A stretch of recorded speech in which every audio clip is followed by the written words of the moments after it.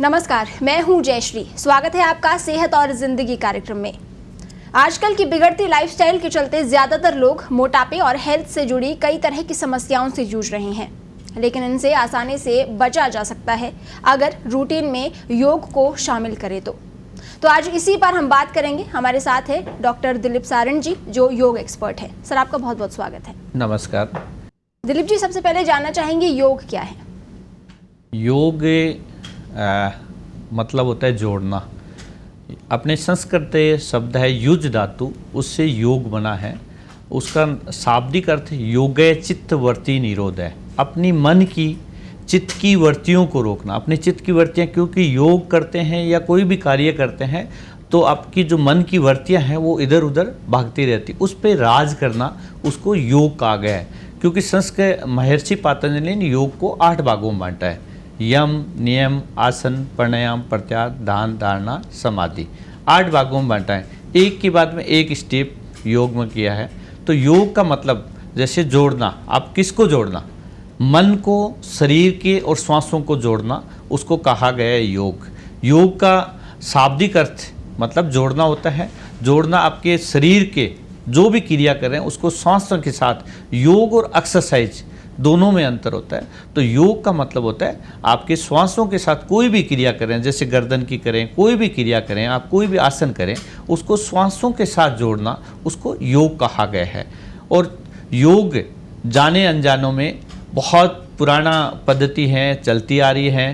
तो योग जब सृष्टि की रचना हुई, क्योंकि भगवान शिव को आदिनाथ जो है उसको भगवान शिव और भगवान श्री कृष्ण को भी योगेश्वर कहा गया है। वहाँ से चलता है, क्योंकि भगवान शिव ने भी तपस्या करी तो उसको योगेश्वर कहा है। भगवान श्री कृष्ण ने भी योग में, भागवत गीता में भी योग का काफ़ी अध्याय दिया गया है, उसमें भी बताया गया है।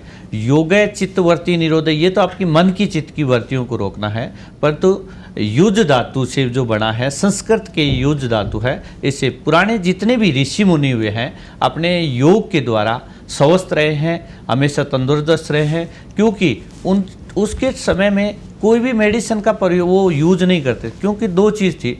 एक तो वो प्रकृति के समीप बैठते थे, और प्रकृति के समीप बैठ के और योग और प्राणायाम का अभ्यास जो करते थे, तो आपने पढ़ा है, बुकों में लिखा है, हजारों साल तपस्या कर सकते हैं। तो आज ये जो स्ट्रेस की लाइफ जो है उसमें अपने 100 साल स्वस्थ क्यों नहीं जी सकते हैं? यदि योग नियमित रूप से आप 1 घंटे आपके शरीर के लिए यदि आप देते हैं तो आप 100% स्वस्थ रह सकते हैं। आने वाली बीमारियां हैं उनसे बच सकते हैं। और जो डिजीज़ हैं, कुछ इस प्रकार की डिजीज़ जैसे फेफड़ों से संबंधित बहुत सारी डिजीज़ है, उस डिजीज़ में योग आपके लिए बहुत ही अच्छा काम करता है। तो योग एक शरीर की क्रिया है, शरीर का शोधन जो करने का एक मार्ग है। तो योग में ही 6 क्रियाएँ होती है। उसमें जैसे धोती है, नेति है, वस्त्र है, त्राटक है, कपाल है, ये जो है ये योग में क्रिया होती हैं, जो आपके शरीर की जो विकार हैं, विकारों को बाहर निकाले जाएं। कैसे योग से आपको शरीर को शुद्ध किया जा सकता है।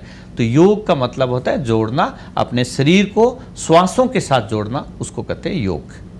जी, तो हमने समझा कि योग क्या है। अब बात करें कितने तरह का योग होता है उसकी। योग आसन तो बहुत सारे टाइप का दिया है। जैसे आपका 84 लाख योनियों से जन्म लेते हैं, 84 लाख आसनों का वर्णन किया गया है। परंतु मुख्य जो है, महर्षि पतंजलि जो योगी हुए थे, उन्होंने 8 भागों में डिवाइड किया गया है। तो उसमें सबसे पहले यम, फिर नियम, फिर आसन। तीसरा जो आसन जो क्रिया होता है, यम नियम में भी उसमें होता है। यम में सत्य, अहिंसा, अपरिग्रह, ब्रह्मचर्य का पालन करना, ये होता है यम में। नियम में सोच, संतोष, तप, ईश्वरी, प्राणी, ध्यान, ये होता है सोच में। आपका शरीर के अंदर की जो विकार है उसका, क्योंकि योग में आपका मन जो है, मन स्वस्थ रहना चाहिए। क्यों रहना चाहिए? मन को स्वस्थ करने के लिए आपको क्या करना?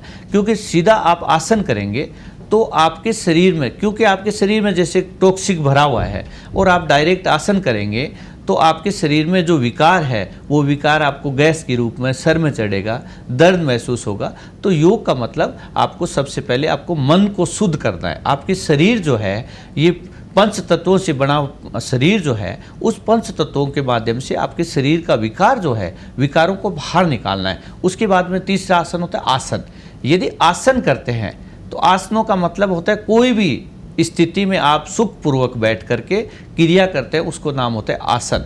आसान तरीके से, ये नहीं है हठ योग करना। योग में बहुत सारे रूप दिया हुआ है, पर तो शहर जो आप घर गृहस्थी में रह के, क्योंकि आपको योगी नहीं बनना है, आप घर गृहस्थी में रह के बहुत सारे ऐसे आसन हैं जो कर सकते हैं। और नियमित रूप से यदि आसन करते हैं तो आप स्वस्थ रह सकते हैं, हेल्दी आप पर्सन महसूस कर सकते हैं। किसी प्रकार की आने वाली जो स्ट्रेस है, आज आध्यात्मिक योग का मतलब आध्यात्मिक, मानसिक और शारीरिक तीनों रूप से स्वस्थ करते हैं, उसको कहते हैं योग।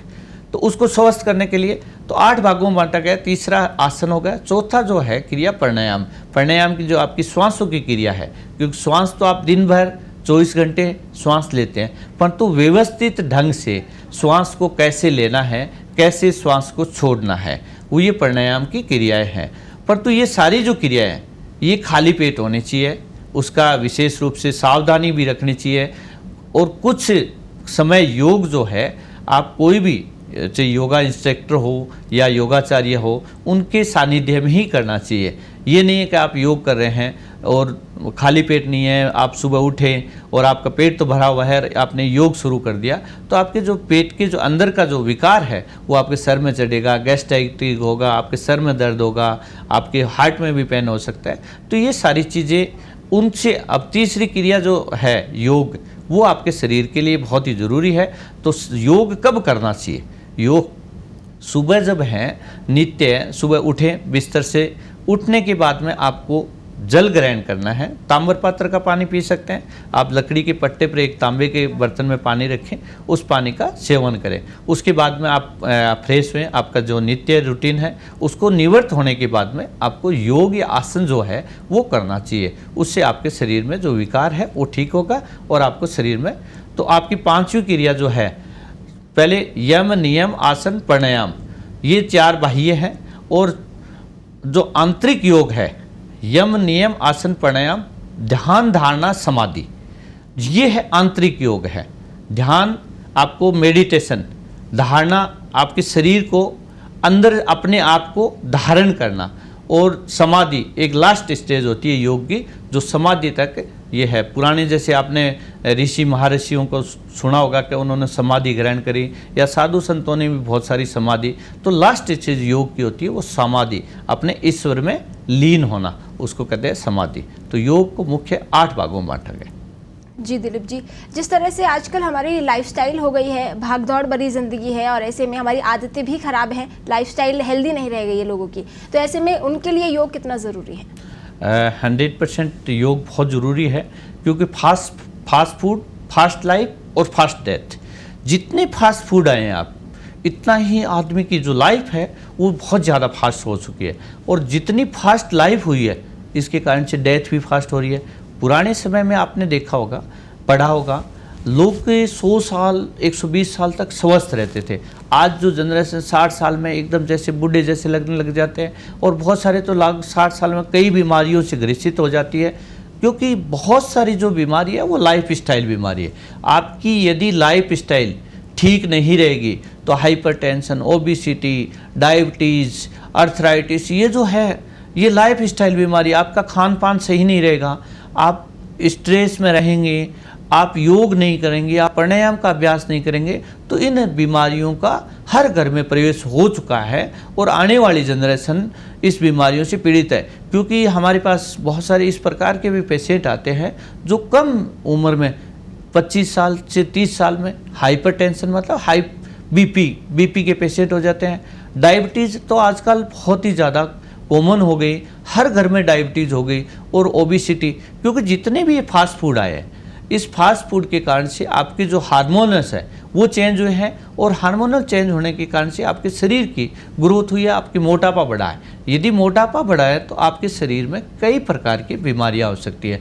यदि आप नियमित रूप से योग का अभ्यास करते हैं, जैसे सुबह उठे आप, सुबह उठने के बाद में योग और प्राणायाम का आप शरीर 1 घंटा 45 मिनट से 7 मिनट यदि योग और प्राणायाम में दे देते हैं, तो आप हमेशा के लिए स्वस्थ हो सकते हैं, और आप ऊर्जावान, एनर्जेटिक महसूस करेंगे। जैसे आप घर में देखिए, 2 बच्चा होता है, एक छोटा होता है, एक बड़ा होता है। दोनों का समय जो है, उठने का जो समय है वो बहुत ही ब्रह्म मुहूर्त किसको बोलते हैं, सूर्य उदय से पहले आपको उठना है। यदि सूर्य उदय से पहले आप उठते हैं और उठने के बाद में यदि आप निवृत्त हो गए और कुछ समय के लिए योग प्राणायाम या टहलना घूमना यदि ये क्रिया करते हैं तो आप दिन भर एकदम एनर्जेटिक महसूस करेंगे। यदि आप लेट आवर्स में सूर्य उदय के बाद में उठेंगे तो आपका दिन भी लेट होगा, आप एकदम आलस, एकदम थकान महसूस, मतलब बिल्कुल एनर्जी लॉस एनर्जी वाले महसूस करेंगे। तो योग आपके शरीर के लिए बहुत ही ज़रूरी है। नियमित रूप से आपको योग करना चाहिए। योग ये नहीं है कि योगा डे है, आज एक दिन कर लिया उसके बाद में आपने योग नहीं, ऐसा नहीं होता है। योग का मतलब है तो नियमित रूप से आप चाहे 45 मिनट की जगह 30 मिनट ही करिए, पर तो आप योग और प्राणायाम आप शरीर के लिए जितना खाना जरूरी है इतना ही योग जरूरी है। क्योंकि खाना खाओगे, खानों को पचाने के लिए आपको योग और एनर्जी जो है, योग और प्राणायाम की क्रिया बहुत ही ज़रूरी है। और योग और प्राणायाम आपके शरीर के बॉडी को डिटॉक्स करता है। जैसे आप सुबह योग करेंगे तो आपके शरीर के पसीना के द्वारा आपके शरीर को ठीक करेगा, आपकी आंतों की गति बढ़ाएगा, मल मूत्र त्यागने का आपका प्रोसेस है वो एकदम अच्छा हो जाएगा। तो आपके शरीर से कई बीमारियां आपके शरीर से दूर होती है योग से। तो नियमित रूप से आपको योग करना चाहिए। जी दिलीप जी, अब कोई व्यक्ति जिसने कभी योग नहीं किया है लेकिन वो अब शुरू करना चाहता हो तो सबसे पहले वो क्या करे और कितने समय तक योग करना चाहिए उसे? योग तो लॉन्ग लाइफ करना चाहिए और आजकल तो स्कूलों में ही बच्चों को ट्रेनिंग योग की दे रहे हैं, तो ये बहुत ही अच्छी बात है। और चाहे स्टेट गवर्नमेंट हो चाहे सेंट्रल गवर्नमेंट हो, आयुष डिपार्टमेंट ने एक योग का बहुत ही अच्छी मुहिम है। दूसरी, आप जैसे टीवी चैनल से हैं तो हर दिन उसमें योग की क्रियाएं आती है। तो कुछ दिन जयपुर में अलग अलग पार्कों में अलग अलग सेंटर्स है, जैसे हमारे ये बापू नगर में होता है, तो बापू नगर में सुबह और शाम दोनों टाइम योग होता है प्राकृतिक चिकित्सालय में। इस पर किसी प्रकार का कोई चार्ज नहीं लिया गया था, फ्री ऑफ कॉस्ट होता है। उसके पास में बहुत सारे पार्क्स होते हैं। बाबा रामदेव ने अलग अलग जगह योग का बहुत सारे सेंटर डेवलप कर रखे हैं। और योग स्टार्टिंग जब करते हैं तो कुछ कोई आप ट्रेनिंग लेनी चाहिए। राजस्थान यूनिवर्सिटी योग का डिप्लोमा कराते हैं तो बहुत सारे स्टूडेंट्स निकलते हैं, तो उससे यूनिवर्सिटी के साथ साथ में बहुत सारी प्रैक्टिस भी कराते हैं। हमारे चिकित्सालय जितने भी नेचुरोपैथी सेंटर खुले हुए हैं वहाँ भी योगा क्रिया होती है, सुबह और शाम दोनों टाइम होती है। तो योग का सबसे पहले उनसे मिलना चाहिए, योगा जो ट्रेनर हैं, और मिलने के बाद में उनको योग करना चाहिए। क्योंकि स्टार्टिंग में योग किस प्रकार करना चाहिए, और योग का डिजीज से भी बहुत संबंध है, कौन कौन सी डिजीज में कौन कौन सा योग करना चाहिए। क्योंकि योग बहुत सारी क्रिया होती है, ऐसी होती है बैक पेन, जैसे एक छोटा सा उदाहरण देता हूँ। बैक पेन वाले आगे झुक के जो भी क्रिया करेंगे तो उसको बैक पेन बढ़ेगा, तो वो कहेगा यार मैंने तो योगा शुरू किया उसके बाद में मेरे जो दर्द बढ़ गया। तो दर्द बढ़ने का क्या रीज़न रहा, तो क्योंकि बैक पेन में कौन कौन सा आसन करना चाहिए वो इंस्ट्रक्टर जो योगा होगा या योग कराने वाला व्यक्ति होगा वो ही समझा पाएगा। जी सर, जैसे आपने बताया कि योग अगर किसी को करना है तो वो इंस्ट्रक्टर से जाकर मिले, लेकिन आजकल यूट्यूब काफ़ी चल गया है, तो यूट्यूब से किसी ने वीडियो देख लिया, उसने योगा शुरू कर दिया। देखो बहुत सारी जगह यूट्यूब भी ठीक है, पर तो कुछ यूट्यूब पर बहुत सारे आसन है, तो योग तो दे ही नहीं रखा है। यूट्यूब पर जो आसन दे रखे हैं वो एक्सरसाइज दे रखी है। योग और एक्सरसाइज दोनों में डिफरेंस है। योग का मतलब होता है आपका एक निश्चित समय होगा, आप निश्चित स्थान होगा, उस पे योग होगा। आपका क्लाइमेट जो है वहाँ के चारों मेर का जो वातावरण है वो शुद्ध होना चाहिए। एक्सरसाइज बहुत सारे सेंटरों में जुम्बा है, ये है एक्सरसाइज, ये एक्सरसाइज है। एक्सरसाइज का श्वासों के साथ में कोई महत्व नहीं होता है, श्वास का उसको कब लेना है क्या छोड़ना है। एक्सरसाइज तो आप जैसे अपन बैठे हैं, आपकी गर्दन में तनाव हो गया, आप कंप्यूटर वर्क कर रहे हैं तो गर्दन की जैसे ये एक्सरसाइज करिए।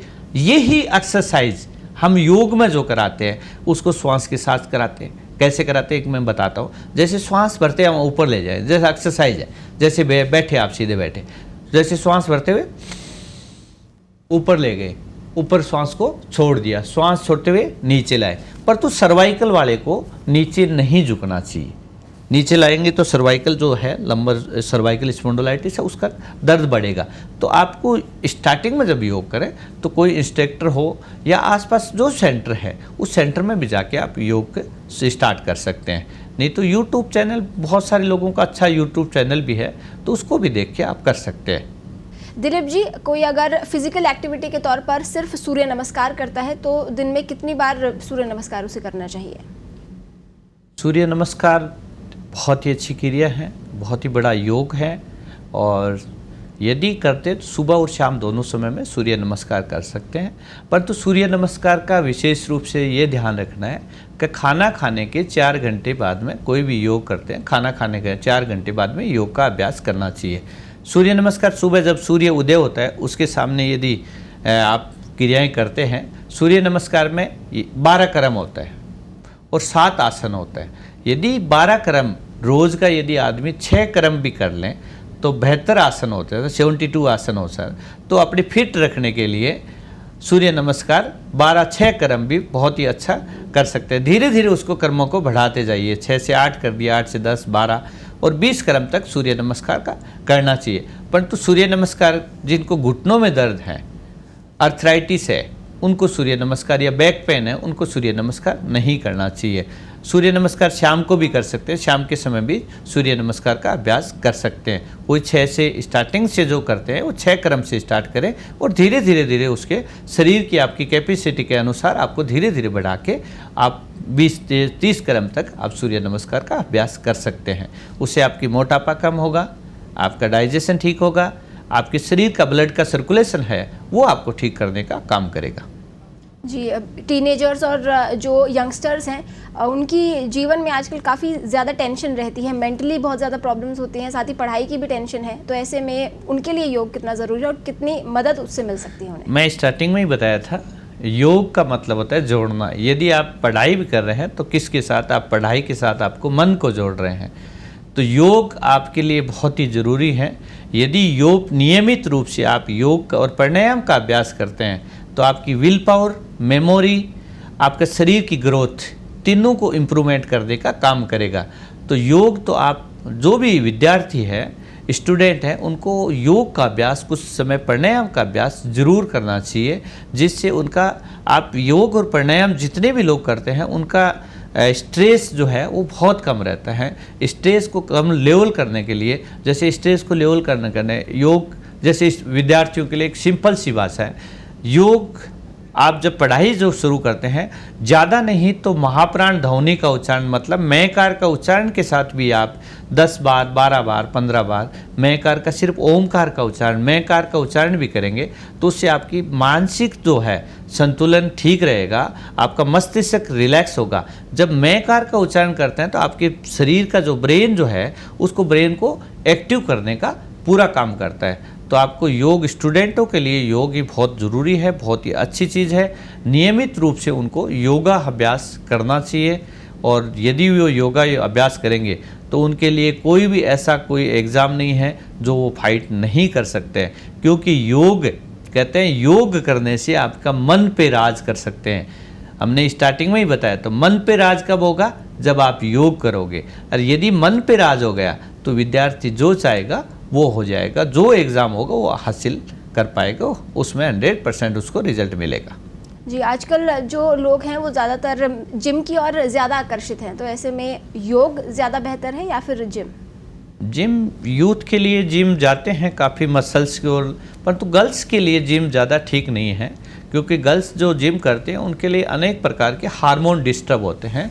तो बेसिक तो योग है, जिम तो एक एक्सरसाइज है। आप एक्सरसाइज करनी है तो जिम में जा सकते हैं, पर तो योग नहीं है। जिम को और योग को साथ में नहीं जोड़ा जा सकता है, एक्सरसाइज और योग को साथ में नहीं जोड़ा जा सकता है। जिस प्रकार, क्योंकि वो फास्ट एक्सरसाइज है और बहुत सारे ट्रेडमिल के कारण से घुटनों में दर्द होना, बैक पेन होना, मसल्स में इंजरी होना, ये बहुत सारे जिम के कारण होता है। जिम अपना जगह काम करता है, योग अपनी जगह काम करता है। योग जो है वो अपने शरीर को स्वस्थ करने का काम करता है। जिम जो है एक्स्ट्रा फेट है, उसको वजन को कम कर दिया कुछ समय पर, तो जब छोड़ देते हैं तो वो, और योग के लिए आप, एक बहुत बड़ी अच्छी बात है, योग के लिए आपको कहीं जाने की ज़रूरत है। आज अपने स्टूडियो में बैठे हैं, यहाँ योग कर सकते हैं। ट्रेन में चल रहे हैं, वहाँ योग कर सकते हैं। आप कहीं बाहर गए हो होटल में, आपको एक योगा मैट की आवश्यकता है योग के लिए। आप योग आता है आपको, तो आपको जाने की कहीं भी ज़रूरत नहीं है, आप उसी जगह आप योग कर सकते हैं। नियमित रूप से आप कभी भी योग कर सकते हैं, पर तो खाली पेट होना चाहिए। खाना खाते ही तुरंत एक ही आसन है जो वज्रासन होता है, और खाना खाने के बाद में वज्रासन में आपको जरूर बैठना चाहिए। जो पैर फोल्ड करके जो मोहम्मदन भाई नमाज पढ़ते हैं, नमाज जो अदा करते हैं, उस आसन में बैठना चाहिए कम से कम 5 से 7 मिनट। पर तो जोड़ों का दर्द, घुटनों का दर्द वालों को ये आसन नहीं करना चाहिए। वो आपके डाइजेशन को, जो सिस्टम होता है उसको ठीक करने में काम करता है। जिसके गैस्ट्राइटिस रहती है, कॉन्स्टिपेशन रहता है, उसको कॉन्स्टिपेशन और गैस्ट्राइटिस को दूर करने में काम करता है। सर, आजकल बहुत ज़्यादा बीमारियां बढ़ गई हैं, ब्लड प्रेशर, शुगर हो गया, थायराइड हो गया, काफ़ी कॉमन बीमारियां हैं। क्या योग से इन बीमारियों को ठीक किया जा सकता है? योग से काफ़ी हद तक आप उसको कंट्रोल किया जा सकते हैं। जैसे आप डायबिटीज़, यदि कोई इंसुलिन ले रहे हैं, यदि वो डायबिटीज़ के लिए या मेडिसिन ले रहे हैं, तो मेडिसिन के साथ में यदि योग और प्राणायाम का अभ्यास यदि करते हैं और साथ में कुछ प्राकृतिक चिकित्सा ही जोड़ देते हैं, क्योंकि प्राकृतिक चिकित्सा भी एक योग का पार्ट है, यदि जोड़ देते हैं तो धीरे धीरे आपके शरीर की जो इंसुलिन क्रिया जो होती है वो बढ़ाने में काम करता है, और आपकी धीरे धीरे आपके शरीर का लेवल जो है वो इंसुलिन लेवल बढ़ता है, तो धीरे धीरे आपकी डायबिटीज़ में कमी आएगी।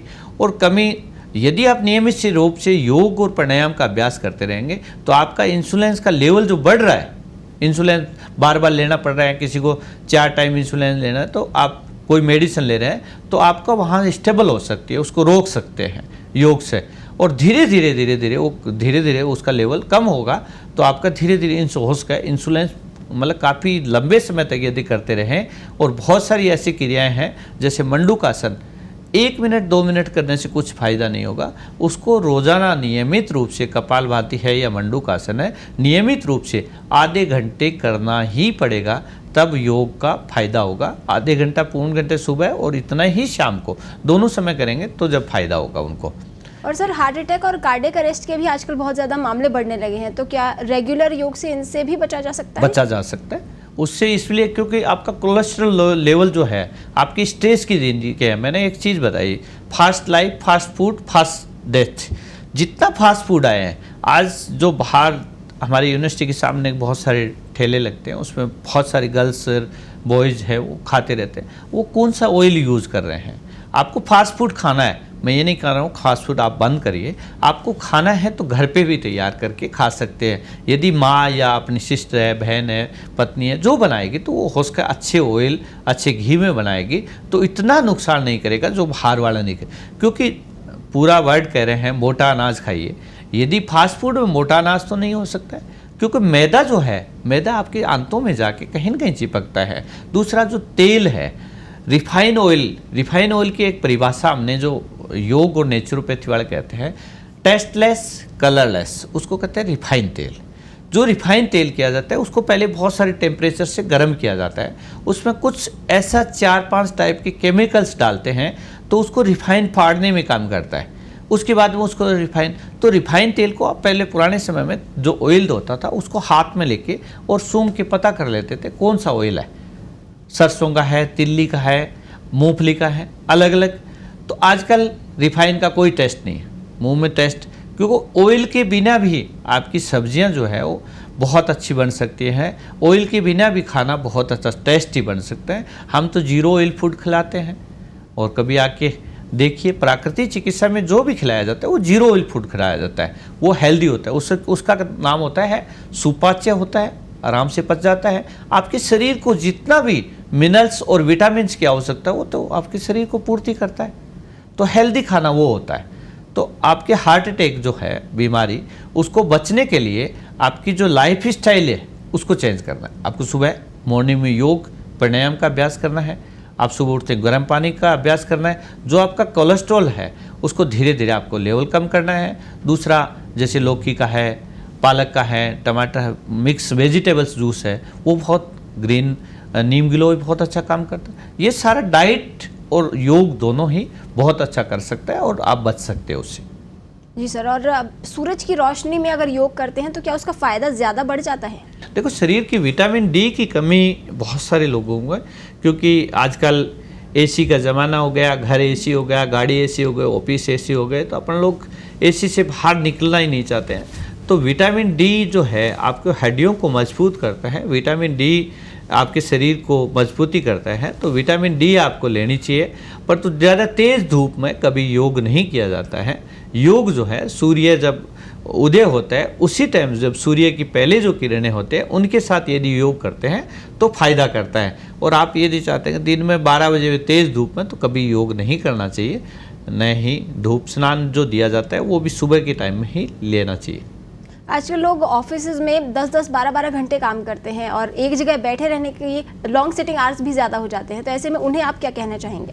उनको बैक पेन, सर्वाइकल स्पॉन्डिलाइटिस, क्योंकि स्ट्रेस, कंप्यूटर का जो स्ट्रेस है, एक तो आंखों के सामने होगा, उनकी आंखें वीक होना, कमज़ोर होना, ये स्वाभाविक है। और लंबे समय तक आप बैठे रहेंगे, गर्दन को आगे झुका के बैठेंगे, तो आपकी गर्दन की जो नसें होती हैं जो 7 हड्डियों से जुड़ी होती है, तो सर्वाइकल स्पॉन्डिलाइटिस बेसिक हो जाता है। और सर्वाइकल से लंबर का भी प्रॉब्लम हो जाता है, क्योंकि बहुत सारे हमारे केसेज आते हैं। तो लंबर स्पॉन्डिलाइटिस और शोल्डर स्पॉन्डिलाइटिस या सर्वाइकल स्पॉन्डिलाइटिस वालों को कम से कम 1 घंटा से पौन घंटा तक एक्सरसाइज करनी चाहिए, रूटीन में करना चाहिए। और सुबह जो उठने का जो समय है वो बहुत इम्पोर्टेंट है, क्योंकि रात का समय में, आज पुराने समय में जो लोग कहते थे कि पहले दिन, आजकल क्या होता है, पहले दिन खाते हैं और दूसरे दिन आप शरीर का निकासी करते थे। आजकल उसी दिन, क्योंकि 12 बजे के बाद में जो खाना खा रहे हैं वो बहुत गलत है। 12 बजे बाद में सो रहे हैं वो गलत है। तो आपकी एक तो स्ट्रेस रहेगा, नींद पूरी नहीं होगी।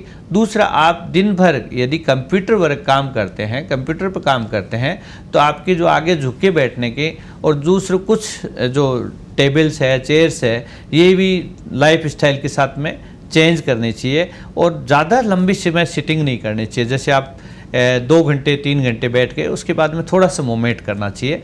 और मूवमेंट नहीं, मैं तो ये भी सजेशन दूंगा, यदि आप जितना भी वर्कर्स हैं उनको कुछ समय सुबह या शाम, क्योंकि गर्ल्स होती है या बॉयज़ भी होते हैं, बहुत सारे घर में समय नहीं मिल पाता है, तो ऑफिसों में भी आप 20 मिनट, 25 मिनट, 30 मिनट का योग का एक सेशन होना चाहिए, जिससे आपकी लाइफ स्टाइल जो है वो बहुत इम्प्रूव होगी।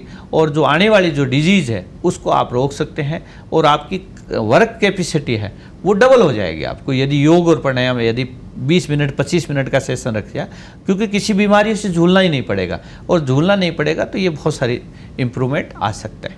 दिलीप जी, हमारे साथ जुड़ने के लिए, स्टूडियो में आने के लिए आपको बहुत बहुत धन्यवाद। नमस्कार। तो योग शरीर को लचीला बनाने के अलावा और भी बहुत कुछ करता है। ये हमें फिट रखता है, दिमाग को संतुलित रखता है और आत्मा को पोषण देता है। इसीलिए योग को अपने व्यस्त कार्यक्रम में एक और काम के तौर पर ही नहीं, बल्कि एक आवश्यक एक्टिविटी के तौर पर भी इसे मानना चाहिए और शामिल करना चाहिए। और इसी के साथ इस कार्यक्रम में फिलहाल इतना ही। मुझे दीजिए इजाज़त। नमस्कार।